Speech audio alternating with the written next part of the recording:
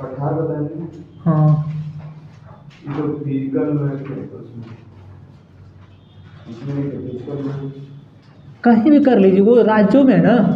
Physical में कर लीजिए, पॉलिटिकल में कर लीजिए, किसी में किसी न किसी में लिखिए। क्योंकि जो पठार हैं कहीं ना कहीं राज्यों में हैं, किसी किसी राज्यों में है। फिजिकल में फिजिकल में करिए, पॉलिटिकल में से फिजिकल ज़्यादा बेटर रहता है कर लेने पे। पॉलिटिकल में स्थान दिया ठीक है सर। कौन सा मैप बोले सर? मैप आप लोग भारत का पहला वाला खोल लीजिए, हम बाकी देख के बताएंगे आप लोगों को कहाँ कैसे है।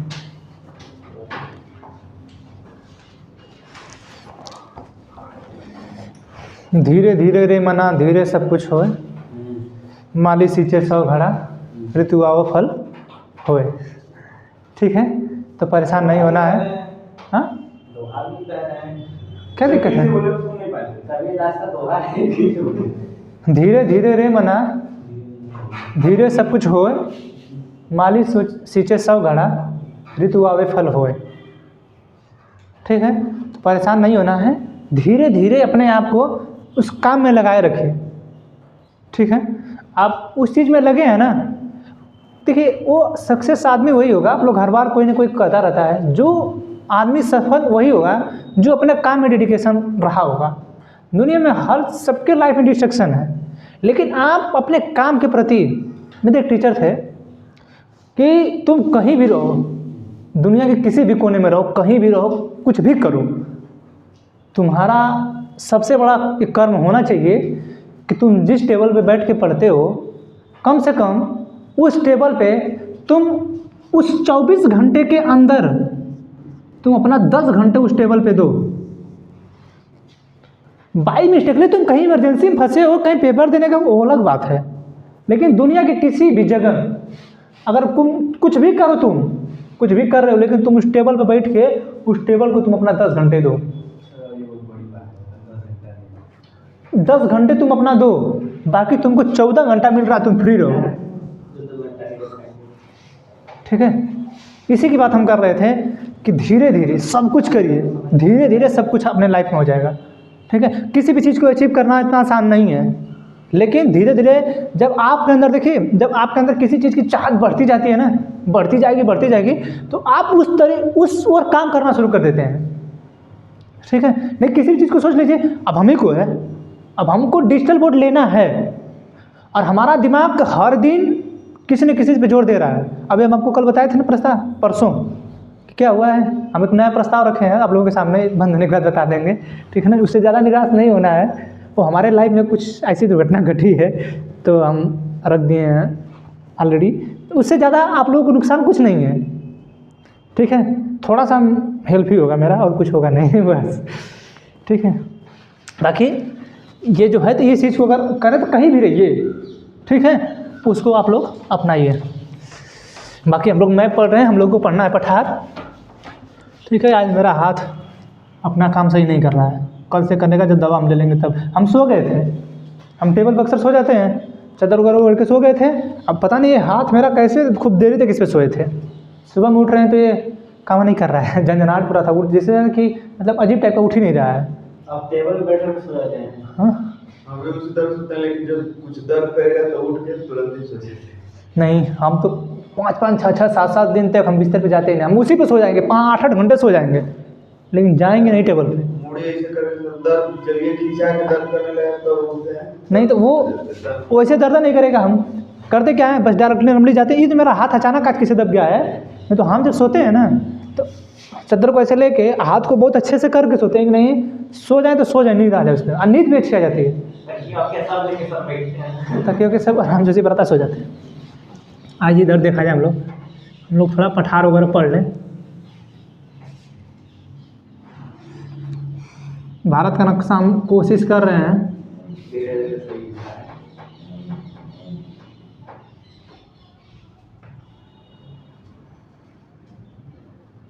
शायद सही बना है।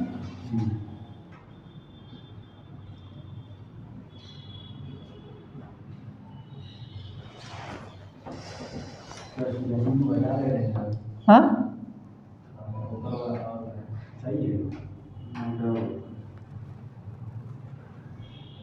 सॉरी,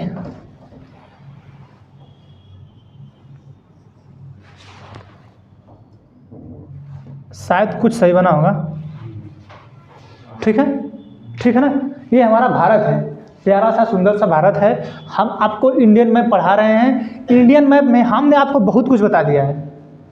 ठीक है, इसके पर्वत बता दिए, ठीक, इसमें दर्रा बता दिए, इसमें भाषाएं बता दिए, कौन कौन सी भाषा कहाँ पे है। ठीक है, जो बताएं आप इसका विस्तार भी बताएं, भौगोलिक विस्तार। ठीक है, कि इसका भौगोलिक विस्तार कहाँ से कहाँ तक है, क्या है, कौन सा देश टच करता है, कौन सा देश नहीं टच करता है, कौन कौन सी सीमा किससे लगती है, कौन कौन राज्य टच करते हैं, कितनी दूरी सीमा टच करती है, ये सब हम आप लोगों को बता चुके हैं। ठीक है, हम जब आपको पढ़ाए थे लास्ट में, तो हमने यहीं पे छोड़ा था बता के कि ये जो है, ठीक है, ये हमारा है प्रादेशिक सीमा। ठीक है, ये होता है हमारा संलग्न क्षेत्र, ये होता है हमारा अनन्य आर्थिक क्षेत्र। ठीक है, ये हम लोग अपने भौगोलिक विस्तार में हमारा सामुद्रिक दूरी, यानी हम समुद्र तो सबके पास है, अमेरिका के पास है, चाइना के पास है, जापान के पास है, रूस के पास है। ठीक है, अफ्रीका में सभी लगभग जो कोस्टली एरिया है सबके पास है, कनाडा के पास है, यूरोप के पास, यूरोप में जितने भी फ्रांस वगैरह हैं, ब्रिटेन वगैरह, सबके पास समुद्र है। तो सबके पास समुद्र है, तो कहीं ना कहीं नियम बनाना होगा ना। जैसे गाँव में कुछ लोग पावरफुल हो जाते हैं तो सोचते हैं पूरे गाँव को अपने कब्जा में कर लें, होते हैं कि नहीं होते हैं। उसी तरह अमेरिका, रूस, जब शीत युद्ध से पहले ये लोग क्या सोचते थे कि पूरे विश्व पे हमारा राज्य हो। जो शीत युद्ध चलना स्टार्ट हुआ था ना, यही रीजन सबसे बड़ा था। और शीत युद्ध में दो देश हुए, एक प्रथम दुनिया का देश और द्वितीय दुनिया का देश। प्रथम दुनिया के देश वो होंगे जो अमेरिका के साथ होंगे, द्वितीय दुनिया के देश वो होंगे जो रूस के साथ होंगे। आज वो स्थिति खत्म हो गई। ठीक है, अब वो देश प्रथम दुनिया के देश होंगे जो भारत के साथ होंगे। अब ऐसा नियम बनना चाहिए, और नहीं बन रहा तो उसको बनाइए। ठीक है, कुछ ऐसी अपने अंदर योग्यता लाइए कि अगर प्रथम देश दुनिया का भारत को बनाइए, क्योंकि सबका झुकाव देख रहे हैं भारत की तरफ हो रहा है। हमारी डिप्लोमेसी कुछ ऐसी काम नहीं कर पा रही, कुछ कुछ जगह घचपचा जा रही है।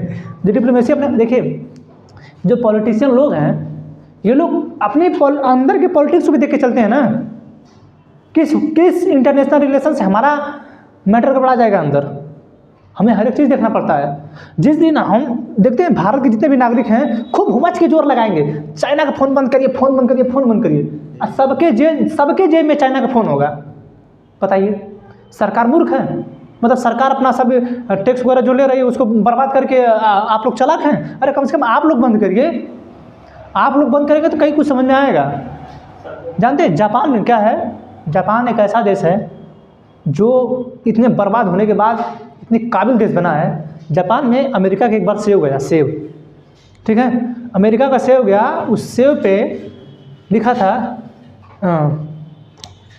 नहीं, मतलब उसके लगा दिया था, हमारे यहाँ लिखा था कश्मीरी एप्पल, ठीक है, उस पर लिखा था अमेरिकन एप्पल, ठीक है, यूएस वाला एप्पल। जापान का कोई व्यक्ति उस एप्पल को खरीदा ही नहीं, उस पूरे सेब सड़ गए उसके, ठीक है, पूरे सेब उसके सड़ गए, पूरे सेब उसके सड़ गए, डूब गई पूरा, मतलब जितना भी दे रहा था उसका बहुत पैसा डूबा, बहुत नुकसान हुआ।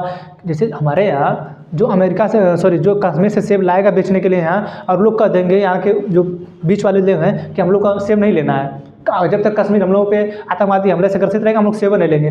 बताइए तो क्या दिक्कत होगा? बहुत परेशानी होगी, समस्या होगी कि नहीं? ठीक है, उन लोगों ने सेब ही नहीं लिया, उनका सेब नुकसान हो गया, ठीक है। तो इंटरनेशनल लेवल पर डिप्लोमेसी जो होती है वो वहाँ की जनता निर्णायक है उसकी कि हमें क्या करना है। इसीलिए ये जो समुद्र है, जो सबसे ताकतवर होगा समुद्र उसी के हाथ में होगा।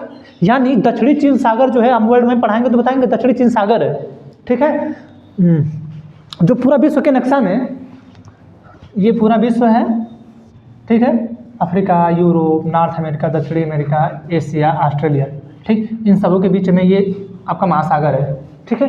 इन महासागरों पे जो सबसे ताकतवर रहेगा उसका कब्जा हो जाएगा, ठीक है। यानी कोई ना कोई उसके लिए नियम बनाना होगा, ठीक है। उसके लिए एक नियम बना अंकलास,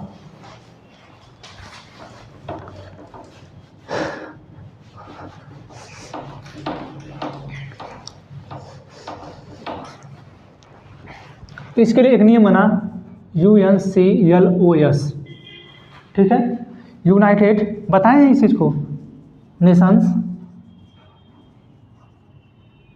कन्वेंशन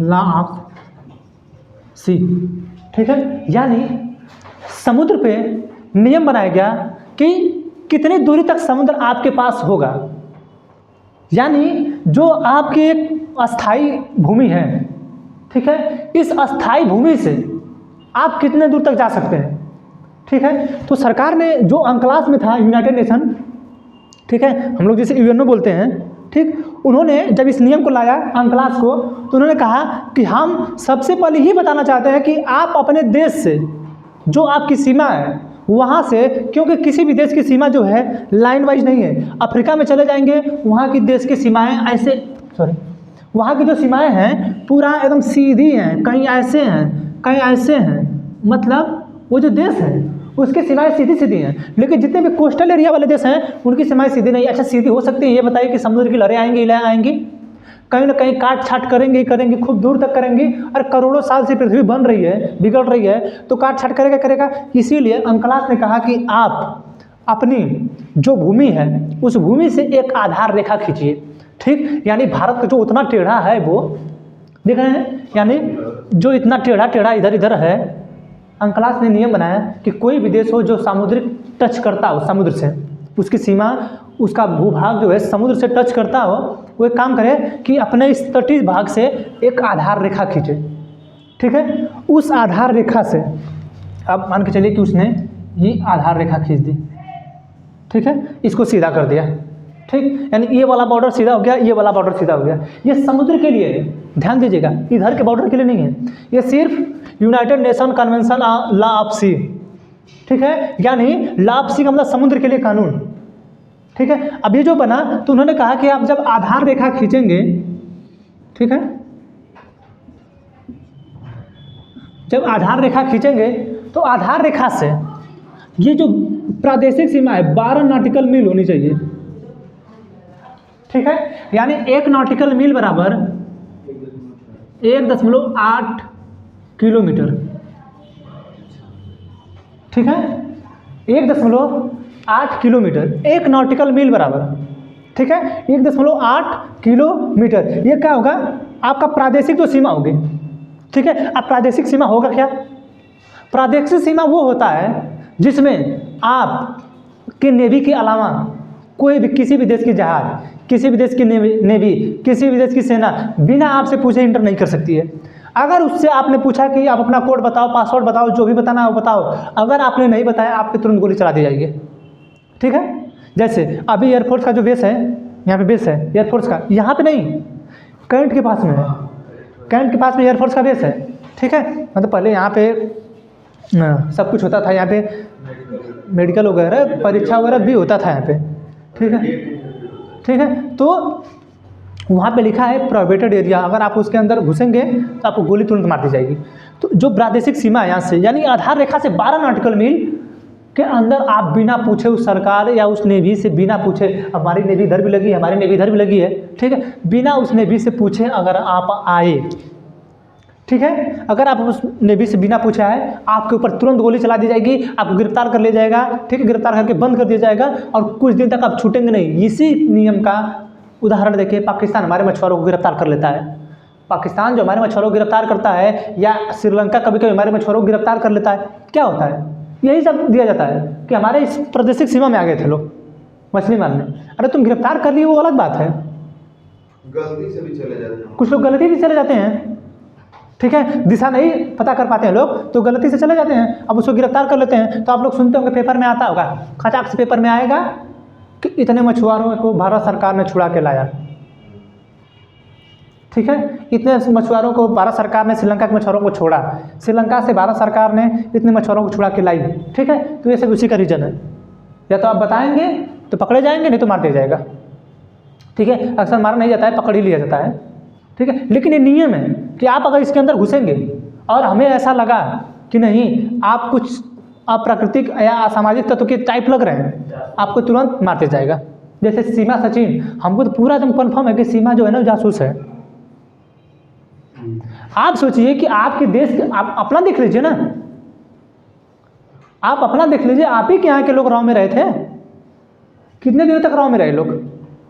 वहाँ की किसी महिला से उनका अफेयर हुआ, उसके साथ रहे, कितने दिनों तक रहे, ठीक है, रहे ना, तो वही तो सिस्टम है। लेकिन आपको क्या लग रहा है कि सीमा पे ध्यान नहीं होगा किसी का? सरकार नहीं, जो हमारे यहाँ के राव है ना, उनकी पे एकदम नज़र रखी होगी, एकदम उनकी हर एक कदम पे नज़र होगी कि जा कहाँ रही है। वो जितनी पढ़ी लिखी है ना, वो मूर्ख बना के, सचिन को मूर्ख बनाई, देखिए उसको उतनी इज्जत प्यारी नहीं लग रही। क्यों जानते हैं? वो जो 4 लड़कों की माँ है, सचिन की उम्र कितनी है जी? को लगता है अभी 26-27 साल की है, 26-27 साल का है। हाँ, उससे भी कम लगता है। और तुम 35-36 साल की हो। हाँ, अब हमको पूरा एज नहीं पता है, तुम यहाँ चली आई हो, तुम पागल है हो? तो 4 लड़कों की माँ, इतना तो कोई नहीं होगा।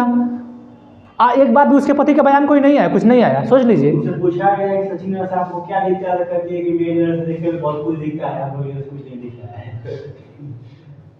ठीक नहीं होता है, प्रेम में अंधे होते हैं लोग, ऐसी बात नहीं है। देखिए, प्रेम करना नहीं किसी से भी हो सकता है।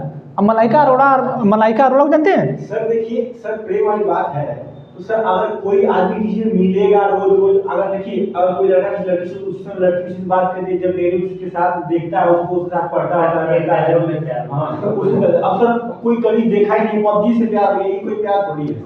अरे मान के चलिए हो गया लगा। अरे फेसबुक का इसमें फेसबुक का प्यार, व्हाट्सएप का प्यार, इंस्टाग्राम पे इतने प्यार हो रहे हैं, पता ही नहीं चल रहा है। पता नहीं हमारे देश दुनिया कहाँ डूबी है।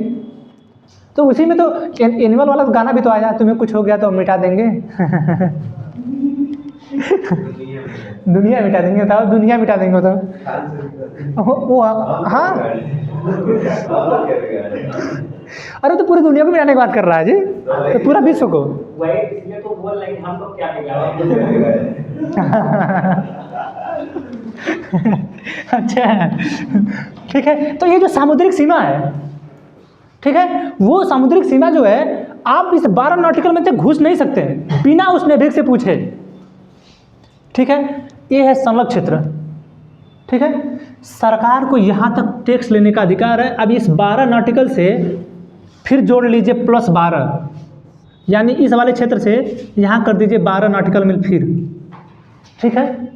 यानी इस आधार रेखा से 12 नॉटिकल मील प्रादेशिक सीमा है। यानी यहाँ हमारे बिना नेवी से पूछे आप इंटर नहीं कर सकते हैं। जितनी भी सामानें आती हैं जहाज द्वारा, बिना उस आदेश के, बिना उस अनुमति के भारत के किसी भी प्रादेशिक सीमा वाले क्षेत्र में घुस नहीं सकती हैं, ठीक है। ये होता है आपके आधार रेखा से 12 नॉटिकल मील, ये ध्यान रखिएगा, ठीक है। फिर आधार रेखा से जो 12 नॉटिकल मील प्रादेशिक सीमा है, उससे 12 नॉटिकल मील और जोड़ लीजिए, वो टोटल हो जाएगा 24 नॉटिकल मील, ठीक है। वो हो जाएगा 24 नॉटिकल मील। इस 24 नॉटिकल मील तक भारत सरकार को टैक्स लगाने का अधिकार है, ठीक है। अगर बाई मिस्टेक इस 24 नॉटिकल मील तक किसी का जहाज हमारे क्षेत्र में घुस गया तो हम उससे टैक्स ले लेंगे, ठीक है। कोई जहाज चाहता है रुकना हमारे यहाँ तो हम उससे टैक्स ले लेंगे, ठीक है। कुछ करना चाहता है उससे टैक्स ले लेंगे। ये हमारा है संलग्न क्षेत्र के अंतर्गत, ठीक है। आप हमारे एरिया में प्रवेश किए कि हमने आप पे टैक्स लगा दिया, ठीक है। यानी जो जासूस वाला जहाज रहा होगा, या जो कोई असामाजिक जहाज रहा होगा, वो जब पहले घुसा होगा इसमें, तो उस पर पहले भी जुर्माना लगा दिया जाएगा, ठीक है। तो जब कभी भी हमारे मछुआरों को छोड़ा जाता है तो उन पर जुर्माना लगा के छोड़ा जाता है, या लाया जाता है जुर्माना लगा के लाया जाता है, कोई भी देश हो। ये अंकलास का नियम है, ठीक है। क्या जुर्माना दे के ही आएंगे, ठीक है। तो इस संलग्न क्षेत्र तक आपको जुर्माना लगाने का, टैक्स लगाने का, कर लगाने का अधिकार है आपको इस 24 नॉटिकल मील तक। यानी आधार रेखा से 12 नॉटिकल मील प्रादेशिक सीमा, और फिर आधार रेखा से 12 नॉटिकल मील संलग्न क्षेत्र, ठीक है। अब इसके बीच में आप खूब टैक्स लगाइए, ठीक। उसके बाद आता है यहाँ से लेके पूरे इस 12 आधार रेखा से 200 नॉटिकल मील, यानी 12 ये हुआ, 12 ये हुआ, और 176 नॉटिकल मील, 12 नॉटिकल मील और 12 नॉटिकल मील, यानी 12 नॉटिकल प्रादेशिक सीमा, 12 नॉटिकल मील संलग्न क्षेत्र, 176 किलोमीटर है। टोटल मिला के 200 किलोमीटर, सॉरी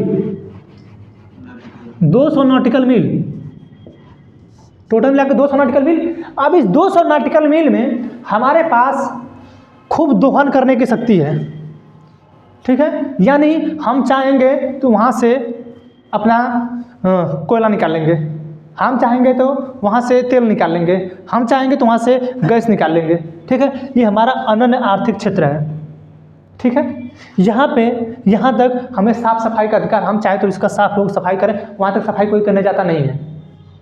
गंदा ही कहाँ होता है? हाँ, पूरी दुनिया का पूरा प्लास्टिक पूरे समुद्र में जाता है। अब वो क्या लग रहा है, जितना समुद्र गंदा होता जा रहा है ना, वो वापस आपको मिलेगा। अब हम लोग तो, अरे समुद्र के तट पे जाके तो देखिए, समुद्र के जो तट होते हैं ना, जाके देखिए कि कितनी प्लास्टिकें जमी हैं। अभी फिलहाल हम आपको बता रहे थे कि नहीं कि कितने समुद्र से निकाला जाता है कचरा, ठीक है। समुद्र से कचरा निकाले जाते हैं, ठीक है। उसके लिए जो है ये पर्यावरण का बैठक हुआ था ना, उसके लिए भी बताया जा रहा है कि आप जो है यहाँ से इतना जहाज़ से आप अपना कचरा निकालिए, इन सब जहाज़ों से इतना कचरा निकालिए। पता नहीं कचरा निकालिए कहाँ ले जाएंगे लोग।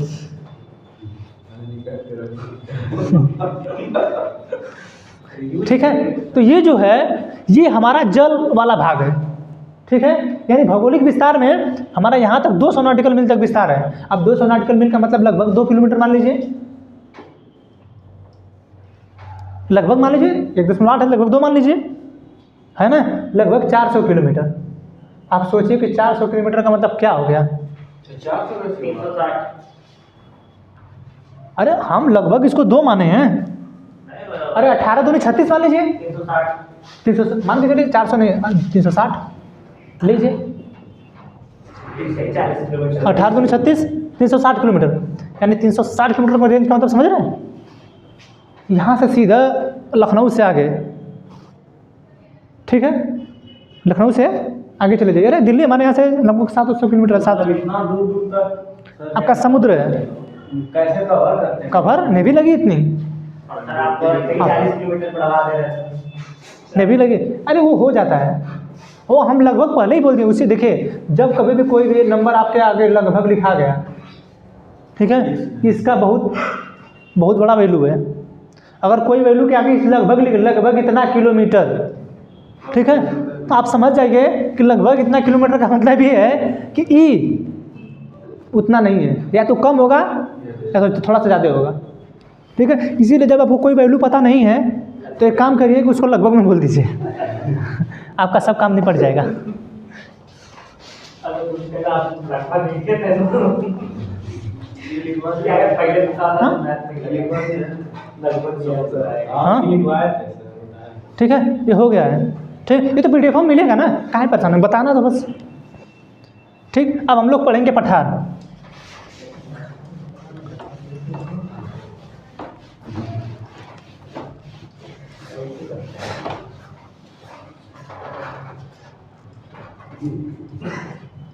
अब ये जो है हमारे इस अंडमान निकोबार के लिए भी यही नियम फॉलो होगा।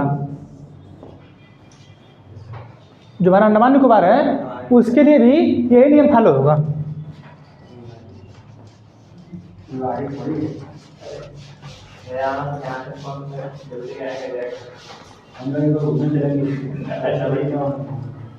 अरे भारत सरकार चाहे अपना विकास करना, ठीक है, भारत सरकार आराम से चाहेगी तो अनन्य आर्थिक क्षेत्र में अपना, जैसे चाइना कृत्रिम द्वीप बना रहा है, आप भी कृत्रिम द्वीप बनाइए। कहाँ बनाएंगे ये लोग, अपना ही में परेशान हैं, लड़ाई झगड़े में। हमको बना लो, उसके बाद दूसरों का हम संसद से निलंबित किया जा रहा है, संसद को कुछ समझ नहीं आ रहा है। 146 सांसद भी पूरे 74-75 साल के इतिहास में, ठीक है, 74-75 साल के इतिहास में ये पहली बार हुआ है कितने सांसदों को निलंबित किया गया है, पहली बार हुआ है। और ये सब डेटा घोटाला कर रहे हैं, अगर उस बैंक में जमा करें तो टैक्स से बहुत। अरे तो नहीं सुने थे क्या आप कि लालू जी का भाषण नहीं सुने थे? लालू जी एक बार उसके रजत शर्मा के शो में बैठे थे, ठीक है, तो कह नहीं रहे थे कि संसद के एक आदमी ने कहा था कि इनका भी 20,000 करोड़ है, तो हमने कहा कि चल दिया। हमने नहीं ऐसे कह के हम तमतमाए और कहे चल हमको दिया, हमको तो दिया, हमको 5,000 करोड़ दिए, तो दिया हमको। तो हमको कोई बैठाने लगा कि जाने दीजिए तो भाई देखिए वो लोग बड़े लोग हैं, पहले उनका मुलायम सिंह का साथ में संसद में वीडियो आता था, लोग खूब झगड़ा करते वो लोग कभी अपने में खुद में लड़ाई नहीं किए कभी। ये बोला वैसे वो ज्यादा होते देखिए थे अगर ऐसा मतलब लोग कहते हैं कि जितने भी नीचे के लोग हैं, नीचे स्तर के लोग, उनको मतलब ऊपर लाने का काम उन्हीं लोगों ने किया, ऐसा बताते हैं लोग। ठीक है, बाकी भाई उतने पॉलिटिक्स के हम जानकार नहीं हैं। ठीक है, हम लोग पढ़ेंगे पठान।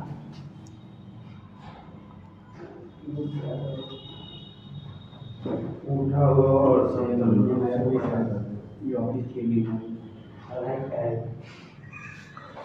ठीक है, पठार हम लोग पढ़ेंगे। क्या हो गया? सर भारत सरकार है सर, एसडीएम बनने के बाद भी डिजायर दे रही है, अपने भी बताइए इतना मेहनत करने के बाद डिजायर तो डिजायर दे दी है, जिस दिन सुमो देगी ना पंखा भी नहीं चलेगा सर। ठीक है, बताइए जिस दिन करने के बाद भी हम लोग को सोमो मिल जाए, नेता लोग हैं। आपको क्या लगता है, आप जानते हैं आप हैं सेवक किसके? जनता के सेवक हैं, जनता के भी हैं और नेता के भी हैं। नेता कुछ कहेगा उसको समझ ऐसे मुड़िए नीचे करना पड़ेगा और नीचे करके सुनेंगे yes sir yes sir yes sir. ठीक है, इसीलिए कहा था कि एजुकेशन को अपने अंदर लाइए। खास सर का वीडियो 2-3 तो है, उसमें बोलते हैं कि एमएलए और आईएएस का किसका ज्यादा पावर है, उस पे वीडियो बनाया है। तो मतलब एमएलए का और आईएएस से तुलना कर रहे हैं लोग, बताइए सर दोनों लोग का अपना लेवल बराबर ही है, लेकिन नेता है 5 साल के लिए और आईएएस हमेशा के लिए, लेकिन देखिए एक चीज़ बताया गया है कि जो एक आईएएस है अगर उसको अपने जान का जोखिम न लगे, इनकी औकात दिखा देगा वो। और ये लड़की ना दे या परिवार वाली ये वाली, बस प्रॉब्लम यही है, क्योंकि हमारे यहाँ नेता नहीं अब बाहुबली लोग हैं। पूर्वांचल हमारे कंट्रोल में है, ठीक है, पूर्वांचल उनके कंट्रोल में है। और जब सुप्रीम कोर्ट या हाई कोर्ट या कहीं डिस्ट्रिक्ट कोर्ट सवाल पूछता है तो खुद के कंट्रोल में नहीं लोग रहते हैं और कहते हैं कि पूर्वांचल कंट्रोल में है। तो खुद को पहले कंट्रोल में रख लीजिए। ठीक है, खुद को आप लोग पहले अपने आप को कंट्रोल में रख लीजिए, उसके बाद देखिएगा। ठीक है, और आज ये जो एक आईएएस है ना, चेक कर दिया था प्रधानमंत्री का हेलीकॉप्टर, इसी प्रधानमंत्री का पश्चिम बंगाल में जो मोदी जी हैं, इनका हेलीकॉप्टर चेक कर दिया था। और हुआ क्या था कि मतलब चुनाव आयोग ने आदेश दिया था कि किसी का हेलीकॉप्टर चेक किया जा सकता है। ठीक है, वो सचिव था उसमें, चेक कर दिया तुरंत, उसको हटा दिया गया। ऐसा ही तो वो लोग किया, जहाँ जाने से ऐसा ही था, वो लोग किया माल्यार्पण करने जाना था, दीवार ला के क्या नाम हुआ? वो तो वहाँ पंडित उनका था जेपी नारायण का, लखनऊ में था। ठीक, उनके माल्यार्पण के लिए जा रहे थे तो वो गए थे, कूद के गए थे। देखिए एक वो राज्य है, राज्य आप भी हैं, ठीक है, लेकिन आप जब सरकार में हैं तब आप राज्य हैं। ठीक है, आप जब सरकार में हैं तब आप राज्य हैं, सरकार में तो आप राज्य नहीं हैं, विपक्ष के नेता हैं। ठीक है, तो ये जो है इनकी पावर अलग होती है। और सरकार देखते नहीं है कौन सी जीप देती है लोगों को चलने के लिए, उस दरोगा को।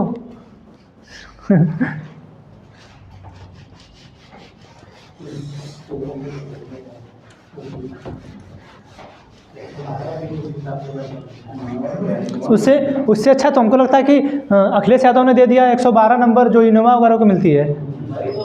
इनोवा मिलता है, महिंद्रा का स्कॉर्पियो ये मिली है, बोलेरो मिली, इतनी अच्छी मिली। सबसे मज़ा इनोवा वालों को आया।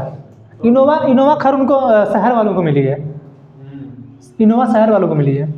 ठीक है, अब ये बोलेरो जो मिली थी गांव वालों को। भाई गांव बोलेरो से जानते थे ना कि हम रोड नहीं बनवाए हैं सही, रोड कहीं अंदर कहीं ऊपर कहीं अंदर, तो बोलेरो सही चल जाएगी, इनोवा सही नहीं चल पाएगी। ठीक है, उसको अन्यथा मतलब आईएएस को सर एक फॉर्चूनर है, आईएएस को फॉर्चूनर लेना चाहिए। अरे फॉर्चूनर की उसकी कमी है, किसी का एक तो टेंडर पास किया, पता नहीं कितनी फॉर्चूनर खड़ी हो गई उसके द्वार पर। तो जानती है सरकार ना, सरकार जानती है कि टेंडर किसका पास करना है, मेरा ही। हाँ नहीं, मेरा तो मेरे आदमी का पास करना होगा। टेंडर जो पास करना होगा या तो मेरा करेंगे तो मेरे किसी आदमी का करेंगे। तो पास करेगा कौन? अधिकारी। तो हम काहे लिए इनके फॉर्चूनर की व्यवस्था करें? हम इनको अभी से उसी की बात कर रहे हैं। तो गवर्नमेंट जानती है ना, प्राइवेट बस चलने के लिए ना जितना भी तेल लगता है ना, अगर आप खुद के गाड़ी से भी चल रहे हैं ना, फॉर्चूनर जो तेल आता है ना, सरकार बर्न करती है उसका। जवाब ना लिया, फॉर्चूनर लिए कहाँ से? तो जवाब, अरे हम अपना टैक्स कटाते हैं उसके पैसे का। हमको कोई गिफ्ट दिया है, उस पर हम टैक्स दे देंगे? बताए नहीं है क्या? गिफ्ट पे कुछ भी दिया जा सकता है, उस पे बस टैक्स लगा के हम दे देंगे। और कौन इतना पूछने जाएगा? सरकार को भी पता है मेरा काम हो रहा है ना, बस। कौन इतना हम आप लोग इतना बताते हैं कि सरकार और अधिकारी में जिस दिन ठन जाएगी इस देश में, या तो सरकार का ही विनाश होगा या तो अधिकारियों का विनाश होगा। सही बता रहे हैं। जिस दिन हमारे देश के अधिकारी ये सुन लें, सोच लें कि नहीं, सॉरी सुनना नहीं, सोच लें कि नहीं हम इन लोगों को ठिकाने लगा के रहेंगे, तो थोड़ा कोई कर दे बदमाशी इधर उधर करके दिखा दे, तो सोचते नहीं है ना। नहीं कहते हैं लोग कि कानून के हाथ लंबे होते हैं, तो लंबे इसी को आता है, कानून के हाथ लंबे होते हैं। विकास दुबे जिस मंत्री को थाने में मारे थे ना, उसी थाने ने इनको मतलब गिरफ्तार किया, पकड़ा, मारने की कोशिश होती थी उसी थाने में। हाँ, तो कभी भी कानून के ऊपर अगर आप हाथ उठाएंगे, कानून हाथ उठा लेगा, और जिस दिन वो हाथ उठाएगा फिर लेगा लपेटे में अच्छे से। लेकिन इसीलिए कभी कोई पुलिस वालों को जल्दी उल्टा सीधा नहीं बोलता है, क्योंकि उनके हाथ लंबे हैं। ठीक है, आइए प्लेटू पे आइए, टाइम बीत जाएगा। ठीक है, पठार। अब पठार कहते किसे हैं? ठीक है, जो हमारी सामुद्रिक सीमा है ना, जो हमारा समुद्र है, समुद्र से, ठीक है, पृथ्वी का वह भूभाग, ठीक, पृथ्वी का वह भूभाग जो समुद्र से तल से, जो समुद्र तल से कम 1000 मीटर ऊपर हो, ठीक है, और समतल हो।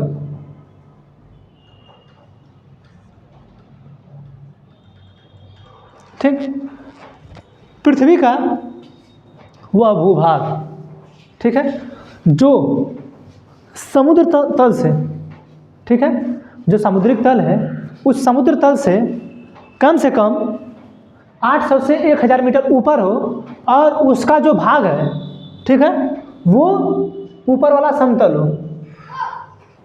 ठीक है, 800 से 1000 मीटर ऊपर उठा हो, किससे? समुद्री तल से।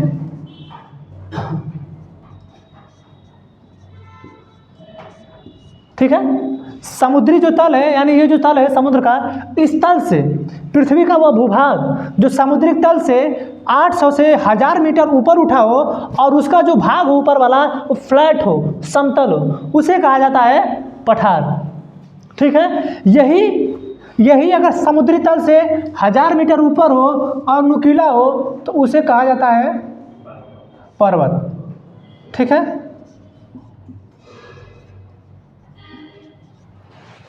ठीक, और हम लोग समतल किसे कहते हैं? यानी जो समुद्र तल से 300 से 500 मीटर, 300 से 500 मीटर ऊंचा हो और समतल हो, वो होता है समतली एरिया, यानी खेती करने के लायक। खेती तो इस पठार पे भी हो सकती है, यानी जो हमारा दक्कन का पठार है, जितने भी पठार हैं सब, ये सब ऊंचे ही है ना। ठीक है, और कहीं ना कहीं इतने ऊंचे होंगे, तो क्या इस पठार की तरफ खेती नहीं होती है? होती है। ठीक है, तो पठार किसे कहा जाएगा? समुद्र तल से पृथ्वी का वह भूभाग जो समुद्र तल से 800 से 1000 मीटर ऊंचा हो, और उसका ऊपरी जो भाग है वह समतल हो, वह कहलाएगा पठार। समुद्र तल से पृथ्वी का वह भूभाग जो पृथ्वी से जो है 1000 मीटर ऊपर हो और नुकीला हो, वह होगा आपका पर्वत। ठीक है, पृथ्वी का वह भूभाग जो समुद्र तल से 300 से 500 मीटर ऊंचा हो और उसका ऊपरी भाग समतल हो, उसे कहा जाता है समतल भाग या मैदानी प्रदेश।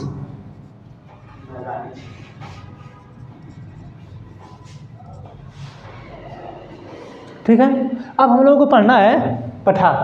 पठार में हम लोग बहुत से खनिज को प्राप्त करते हैं, जैसे कर्नाटक में स्थित है कर्नाटक का पठार या धारवाड़ का पठार। उस कर्नाटक के पठार से हम लोग लोहा निकालते हैं। ठीक है, हम लोगों के पास नागपुर का पठार है, छोटा नागपुर का पठार, जिससे हम लोग कोयला, ठीक है, कोयला निकालते हैं। ठीक, हम लोग पश्चिम बंगाल में एक जगह रानीगंज है, उससे हम लोग कोयला निकालते हैं। ठीक है, ये आंध्र प्रदेश में जो पठार है, ठीक है, यहाँ पे गोलकुंडा की खान देखे होंगे, जैसे हम लोग सोना निकालते हैं।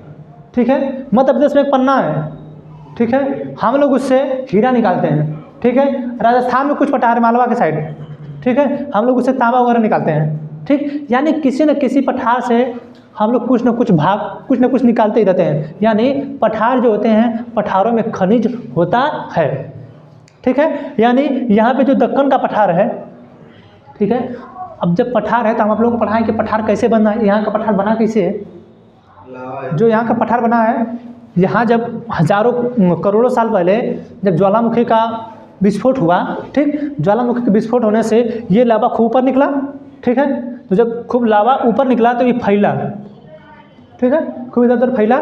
तो जब फैला तो कहीं ना कहीं उसके अंदर पेड़ दबे होंगे, जानवर मरे होंगे, ठीक है, पेड़ दबे होंगे, जानवर मरे होंगे, बहुत से चीज़ें सबकी दबी होंगी, लोहा दबा होगा, कुछ ना कुछ दबा होगा, ठीक है। जब उतना सब दबा होगा तो अंदर गया होगा, तो कहीं ना कहीं उसका परिवर्तन होगा कि नहीं, ठीक है। तो कोई तेल में बदलेगा, कोई कोयले में बदलेगा, कोई लोहे में बदलेगा, कोई किसी में बदलेगा, कोई किसी में बदलेगा। ये आज कितना हल्ला कर रहे हैं सब।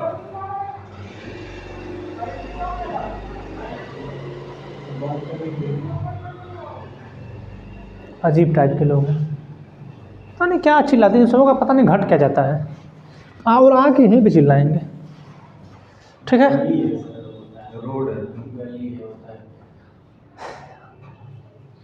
ठीक, तो जो पठार होता है, पठार हमारा खनिजों से भरपूर होता है, ठीक है। अब हमारे भारत में पठार है कहाँ बताए हैं, लेकिन देख लीजिए मैप में, ठीक है। आप लोगों को पठार लिख के मिला होगा ज्योग्राफी में, जो ज्योग्राफी का लिखा गया उसमें लिख के मिला होगा, ये पठार यहाँ पे, ये पठार यहाँ पे। अब इस मैप में देखना कि कौन सा पठार कहाँ पे है, ठीक है। आप लोग देखेंगे और उसको भरेंगे, ठीक है। सबसे ऊपर यहाँ आ जाइए, देखिए लिखा होगा लद्दाख का पठार, लद्दाख का पठार।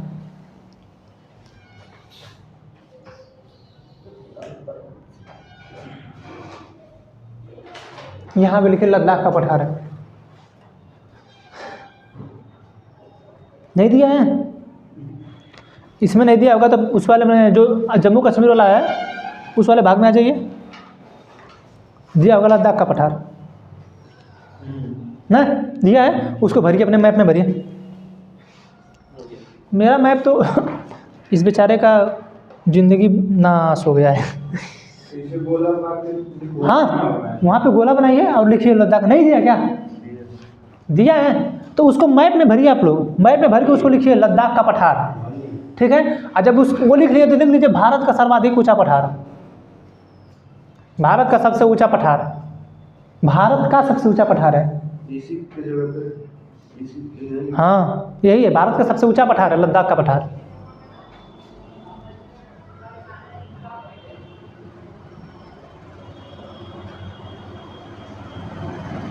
ठीक है, भारत का सबसे ऊंचा पठार है लद्दाख का पठार, ठीक है। हो गया। अब नीचे आइए, नीचे आएंगे तो यहाँ पे आप लोगों को मिलेगा मालवा का पठार, मालवा का पठार राजस्थान के पास में थोड़ा सा आ जाइए और थोड़ा सा मध्य प्रदेश वाले भाग में।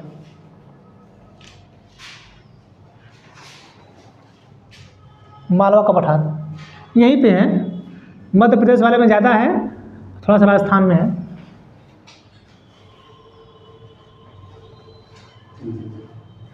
ठीक है, यहाँ पे मालवा का पठार, ठीक।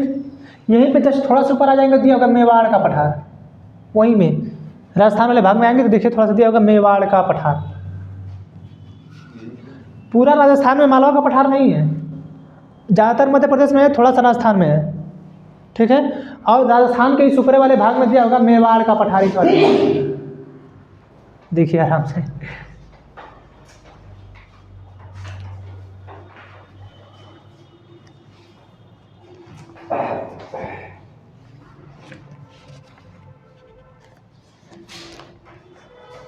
दिया है, मिला। यहीं पे आइए, दिया होगा भंडार का पठार, भांडेर का पठार दिया होगा, उत्तर प्रदेश में आइए, भांडेर का पठार। भांडेर। हाँ, उत्तर प्रदेश के नीचे थोड़ा सा होगा भांडेर का पठार, मध्य प्रदेश में है, यहीं पे होगा भांडेर का पठार।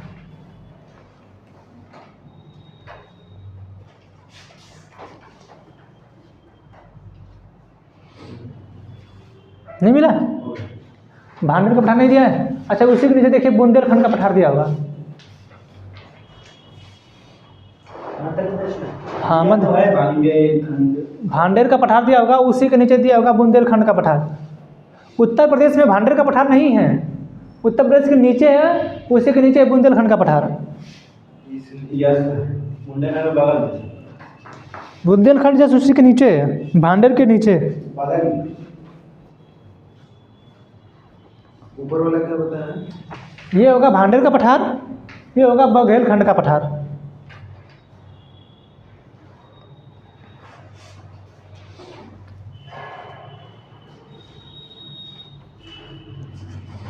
छत्तीसगढ़ में दिख रहा है तो। ये जो भांडेर का पठार है, ठीक है, ये थोड़ा सा उत्तर प्रदेश में है, फिर एमपी में है।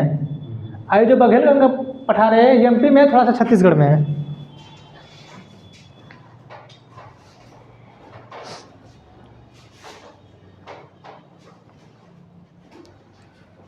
ठीक है, मिला? अब यहाँ पे ये देखिए लिखा हुआ हजारीबाग का पठार।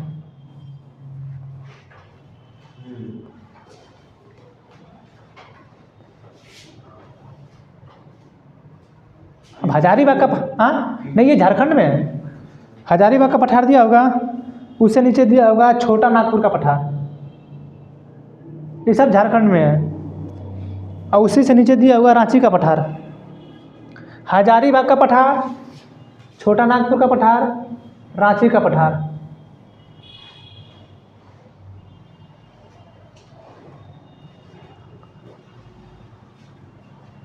रांची हाँ, का रांची का पठार, ये सब झारखंड में है।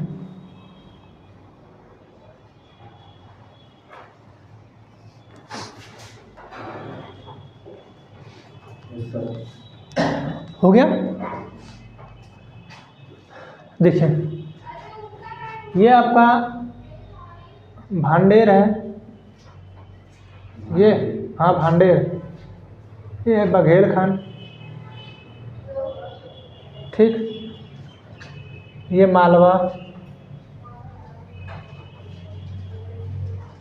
ये आपका लद्दाख,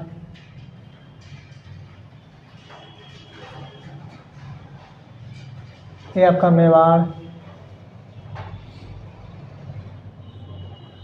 ये आपका हजारी,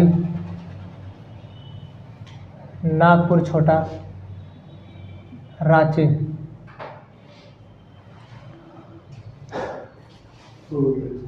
ठीक है, हो गया?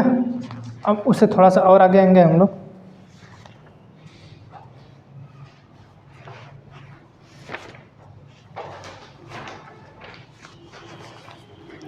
महाराष्ट्र वाले साइड में आएंगे, ठीक है, उसी के नीचे जो बघेलखंड का पठार है, ठीक।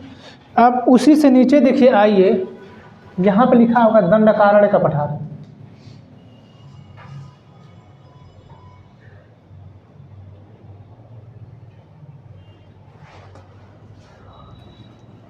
दंडकारण्य का पठार कर लीजिए इसको।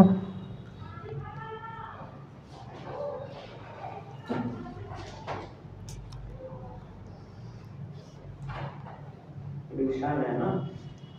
नहीं, छत्तीसगढ़ में।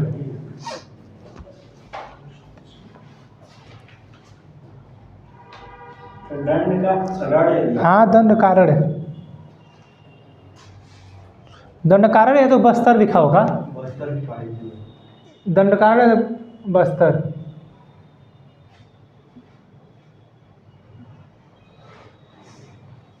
मिला? ठीक है। अब थोड़ा सा इसी की जस्ट थोड़ा सा इस साइड में जो लिखा होगा बैतूल का पठार, एमपी में।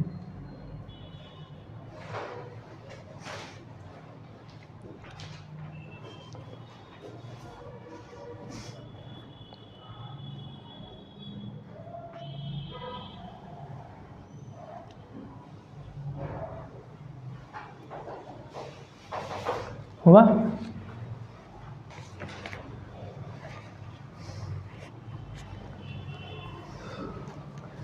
अब आएंगे आप लोग, ये जो दंडकारण्य बस्तर का पठार है, थोड़ा सी साइड साइड में देखिए लिखा हुआ तेलंगाना का पठार।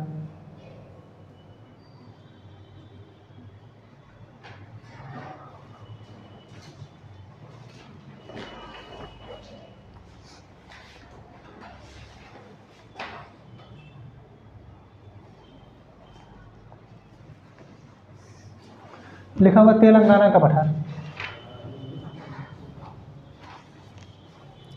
आप महाराष्ट्र, आंध्र प्रदेश और तेलंगाना वाले भाग में आएंगे तब मिलेगा ये। महाराष्ट्र, आंध्र प्रदेश और तेलंगाना वाले भाग में आएंगे आप लोग तब ये मिलेगा। तेलंगाना का पठार ऐसे लिखा होगा, ऐसे करके, कर्नाटक का पठार। ठीक है। यहाँ पे लिखा होगा दक्कन का पठार।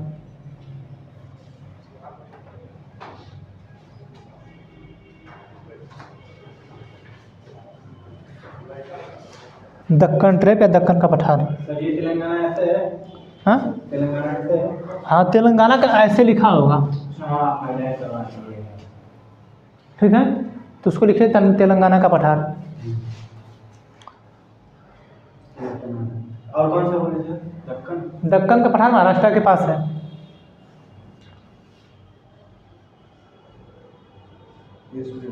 यहाँ पे देखिए होगा रायलसीमा का पठार, नहीं दिया होगा तो यहाँ पे लिखिए रायलसीमा, ठीक है। यहाँ पे एक है रायसीना की पहाड़ी है वो, ठीक है। ये रायसीना है,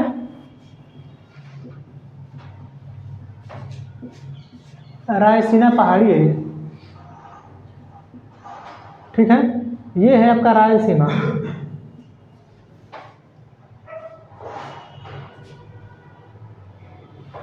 ठीक है। यह रायलसीमा है, आंध्र प्रदेश में है, ठीक है। तेलंगाना का पठार हो गया, ठीक। उसके नीचे आएंगे तो दिया होगा यहाँ पे ऐसे दिया होगा कर्नाटक का पठार।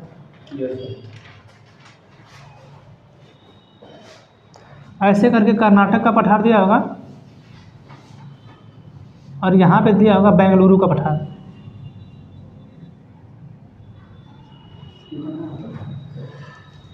नाम दिया है सब। ये पूरा जो है ना, वे बताएंगे, ये जो पूरा है, पूरा ये जो भाग है, ये पूरा दक्कन ट्रैप के दक्कन पठार के नाम से जाना जाता है। अब इस दक्कन के पठार को भी अलग अलग नाम दे दिया गया है, ठीक है। हाँ, हो गया बेंगलुरु का पठार। यहाँ पे लिखे तमिलनाडु का पठार होगा।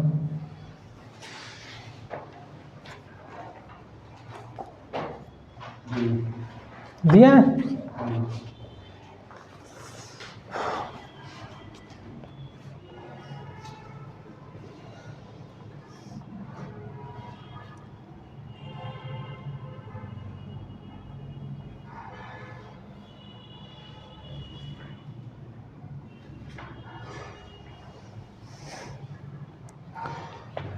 नहीं दिया है?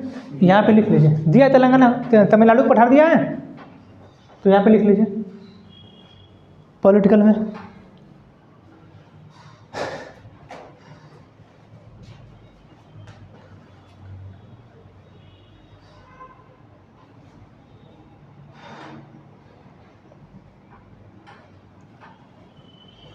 हो गया, ठीक है। पूर्वोत्तर भारत में आइए, यहाँ भी कुछ एकाक पठार हैं।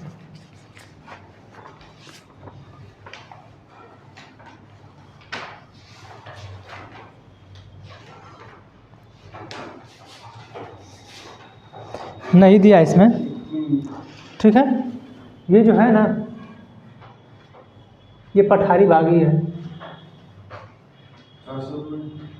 हाँ, तो मेघालय में, ठीक है। जो पर्वतीय एरिया है वो पठारी भागी है। जो तीनों शामिल है। हाँ,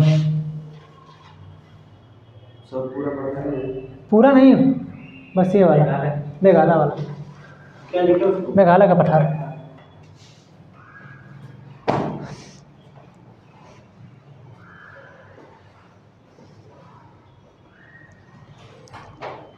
ठीक है, अब देखिए सभी पठार के नाम आप लोग जान गए। ठीक है, अब क्या करना है, ये सभी जो पठार हैं आपको इन पठारों को याद करके रखना है कि ये पठार कौन सा कहाँ पे है। ठीक है, अब यहाँ पे जब विश्व वाले में आएंगे तो यहाँ पे मिलेगा आपको पामीर का पठार।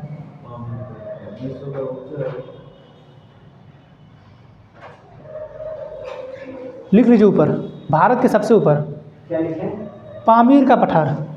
पामीर। हाँ, ये बनता है आपके हिमालय से, जो काराकोरम पर्वत श्रेणी है उससे। ठीक है, पाकिस्तान के हिंदू कुश पर्वत श्रेणी से, और चाइना के कुनलुन साल पर्वत श्रेणी के मिलने से इस पामीर नाट का निर्माण होता है। ठीक है, इस पामीर नाट का निर्माण आपके हिमालय के काराकोरम पर्वत श्रेणी से, ठीक है, हिंदू कुश पर्वत श्रेणी से जो पाकिस्तान में है, और चाइना के कुनलुन सान पर्वत श्रेणी से इस पठार का निर्माण होता है। भारत का सबसे बड़ा है। विश्व का सबसे ऊंचा पठार पामीर का पठार है। ठीक है, भारत का सबसे ऊंचा पठार लद्दाख का पठार है। ठीक है, विश्व का सबसे बड़ा पठार तिब्बत का पठार है।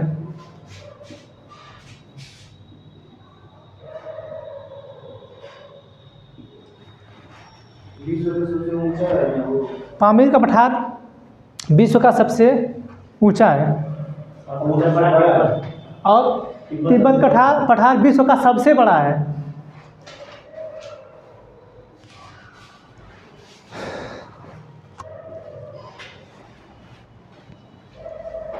भारत का लद्दाख। और भारत का जो सबसे ऊंचा है वो लद्दाख का पठार है।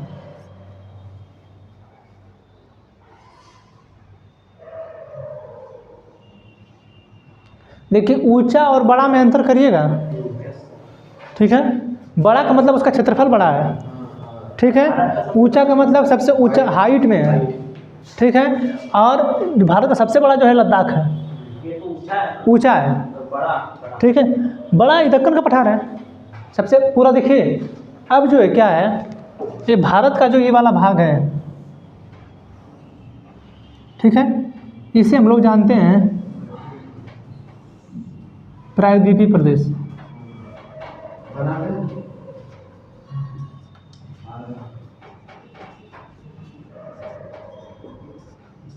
ठीक, इसे हम लोग जानते हैं प्रायद्वीपीय प्रदेश। खास से आधा पूरा।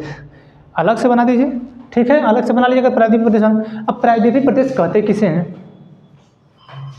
ठीक है, प्रायद्वीप भाग उसे कहते हैं जो समुद्र का वह भूभाग, सॉरी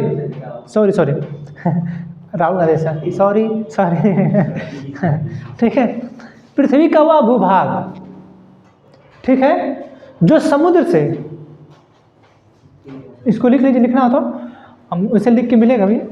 पृथ्वी का वह भूभाग जो समुद्र से 3 तरफ से घिरा हो उसे कहा जाता है प्रायद्वीप। ठीक है, पृथ्वी का वह भूभाग जो चारों तरफ से पानी से घिरा हो उसे द्वीप कहते हैं। ठीक है, और पृथ्वी का वह भूभाग जो इसका छोटा भूभाग चारों तरफ से जल से घिरा हो वो होता है द्वीप, जिसका सबसे बड़ा भाग जल से घिरा उसे कहते हैं महाद्वीप।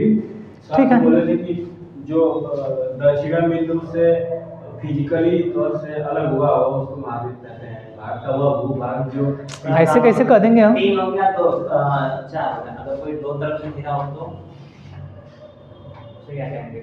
2 तरफ से, अब 4 लेने वाला है। 2 तरफ से घिरने से क्या, वो नाम बनाया गया उसका। तीन तरफ से तो प्रायद्वीप। अच्छा, 2 तरफ से घेरेंगे कैसे? वो स्थल से का भारत को इस साइड से मार रहे हैं, इस साइड से मार रहे हैं, तो एक ही साइड से गिरा ना वो, नदी वाला रास्ता। 2 साइड से कहाँ गिरा वो? देखिए, और कभी भी किसी को भी घेरेंगे तो कहीं ना कहीं उसका कोई भी पार्ट लेंगे, कोई भी ज़मीन का 2 तरफ से घेरेंगे तो उसका ये वाला भाग आ ही जाएगा ना। इधर से भी जल रहेगा, इधर से भी जल रहेगा, तो ये वाला जो भाग है तो प्रायद्वीप में हो ही गया ना। और 2 तरफ से इसका मतलब है कि यहाँ पे जल है, ये नहीं है यहाँ से कोई भूभाग है। ठीक है, वो अलग हुआ है। आप इधर से भी कर रहे हैं, इधर से भी कर रहे हैं, तो एक ही तरफ से गिरा है ना वो, फिर तो एक ही तरफ से गिरा है। नहीं सर, वो उपमाद्वीप गिरे था, आपका बड़ी गलती हो गई। अरे अच्छा, ये भारतीय उपमहाद्वीप भी लिखवाए हैं। तो भारतीय उपमहाद्वीप जो हम लिखवाए हैं परसों का, उसका ये मतलब होता है कि एशिया का वह दक्षिणतम भाग, ठीक है, जो भौतिक रूप से अलग है। ठीक है, एशिया का वह दक्षिण भाग जो भौतिक रूप से अलग है, बिल्कुल अलग है। जैसे आपका जो भारत है पूरा हिमालय से अलग है, ठीक है, फिर इधर ये म्यांमार से अलग है, ठीक, इधर पाकिस्तान जो है हिंदू कुश पर्वत से अलग है, ठीक, अब इधर जल से अलग है, इसलिए इसको उपमहाद्वीप कहा जाता है। आप लोग इसे भी कन्फ्यूजन में है क्या? आप लोग बता तो दिए हैं। उपमहाद्वीप, द्वीप, सॉरी, द्वीप, महाद्वीप, ठीक है, प्रायद्वीप, ठीक है, प्रायद्वीप हो गया। एक होता है यहाँ पे केप, ठीक है, या उसको बोलते हैं अंतरीप, ठीक है। अब इन सब में अंतर है। प्रायद्वीप पृथ्वी का वह भूभाग,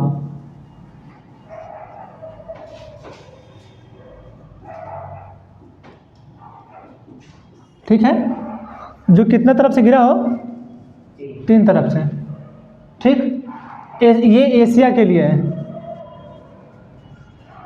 जैसे उपमहाद्वीप का मतलब होता है छोटा, जैसे राष्ट्रपति बड़े हैं और उपराष्ट्रपति छोटे हैं, ठीक है, उप मतलब छोटा, ठीक। तो एशिया का वह छोटा भाग जो भौतिक रूप से एशिया से अलग हो, ठीक है, वो उपमहाद्वीप कहलाता है। द्वीप जो चारों तरफ से तो घिरा हो लेकिन छोटा हो, ठीक। महाद्वीप हो, चारों तरफ से घिरा हो लेकिन बहुत बड़ा हो, कई देश उसमें शामिल हो, ठीक है। अंतरिक्ष, केप, ये प्रायद्वीप का ही भाग है, ठीक है, ये भी 3 तरफ से ही घिरा होना चाहिए लेकिन इसका बहुत छोटा भाग घिरा हो, बहुत छोटा भाग, ठीक है। हम लोग उसे केप, कैमोरीन, हम लोग तो अपने यहाँ के इस वाले भाग को केप कैमोरीन बोलते हैं, उसको अंतरिक्ष बोला जाता है, ठीक है। अब अंतरिक्ष काटते काटते छोटा छोटा छोटा काटते काटते काटते कुछ और बनेगा, उसे काटते काटते कुछ और बनेगा, फिर काटते काटते बहुत बड़ा बन जाएगा वो, ठीक है। तो वो वर्ल्ड मैप में आएगा, बताया जाएगा, ठीक। तो आपका पृथ्वी का वो भूभाग जो 3 तरफ से घिरा हो, ये प्रायद्वीप होगा। ये तो एशिया वाला है उपमहाद्वीप के लिए, जो 4 तरफ से घिरा हो छोटा हो। द्वीप होगा जो 4 तरफ से घिरा हो बड़ा हो। महाद्वीप होगा जो 3 तरफ से घिरा हो सब छोटा हो बहुत, ठीक है, वो होगा अंतरिक्ष, ठीक है, समझ में। अब क्या है कि जो पठार है,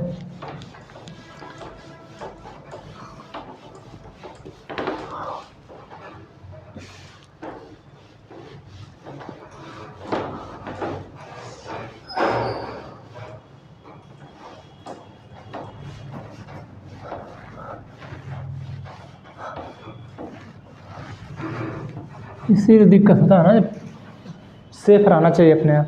अब इसे मिटाने में समय लग रहा है, ठीक है। ये जो पठार है,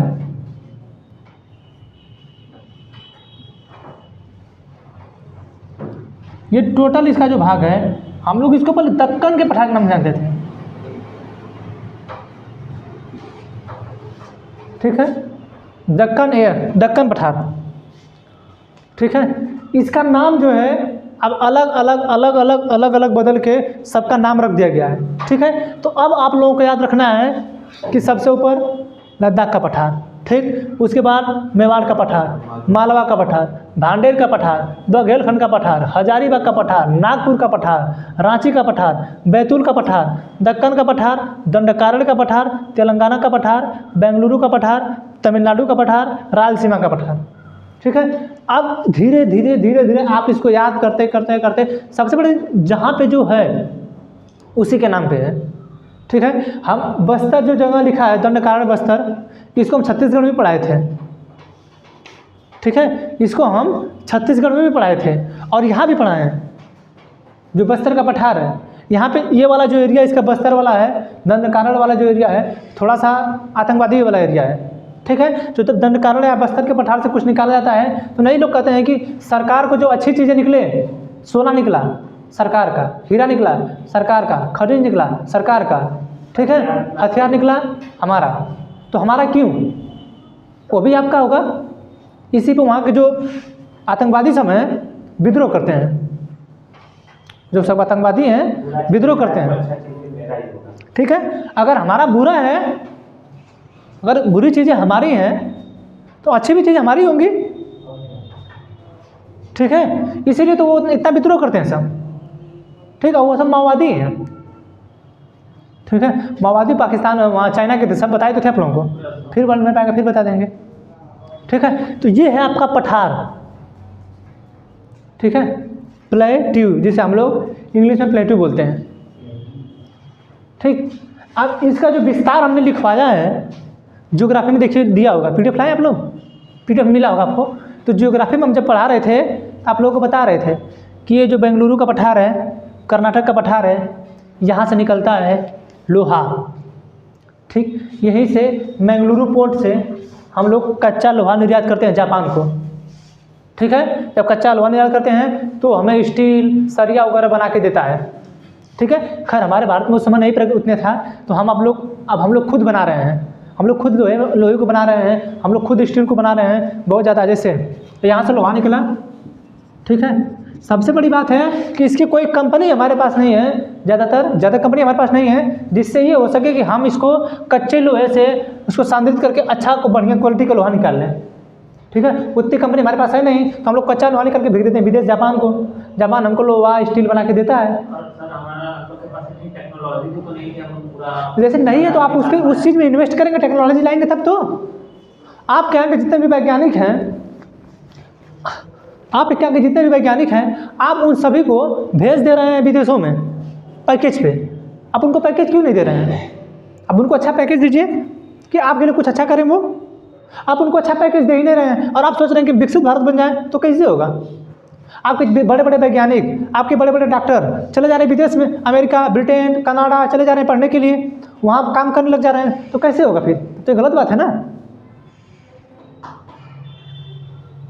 ठीक, अंधा के देख लो न जाए, अंधा के देखे बिना रह लो न जाए। ठीक है, दोनों चलेगा। आप देश में रखना भी नहीं चाहते हैं और सोचते हैं विकसित भी हो जाए, तो कैसे होगा? नहीं हो पाएगा ना फिर, ये तो फिर गलत है, इस तरह नहीं होता है। तो कम से कम आप देखिए, वो अलग बात है, वो उनकी मर्जी है। उन लोगों ने तो लास्ट फूकने में पैसा लगा दिया, एजुकेशन पे देंगे नहीं तो फिर कोई, इसीलिए तो भाग जाते हैं विदेश लोग। अगर जिस कॉलेज की फीस, जो बड़े बड़े लोग हैं उनकी फीस अगर 10 लाख रुपये होगी सालाना महीने, 10 लाख जिसकी फीस मंथली होगी, 18% जीएसटी जोड़ लीजिए। ठीक है, कितना हो जाएगा इसका? 1,80,000 इतना होगा ना। अरे 10 लाख का 18% कितना होगा? 1,80,000 होगा ना। ठीक है, अब 10 लाख देना था, उसको देना पड़ा 2 लाख एक्स्ट्रा, 12 लाख।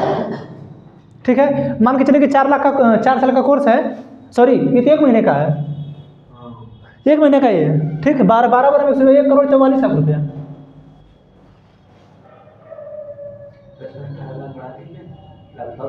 ठीक है, 1,44,00,000 रुपये उसका एक साल का है। ठीक है, मान के चलिए इतना फीस होगा नहीं कहीं, मान के चलिए जो बड़े बड़े घर के लोग हैं इतना देते हैं। ठीक है, 1,44,00,000 उसका 1 साल का है।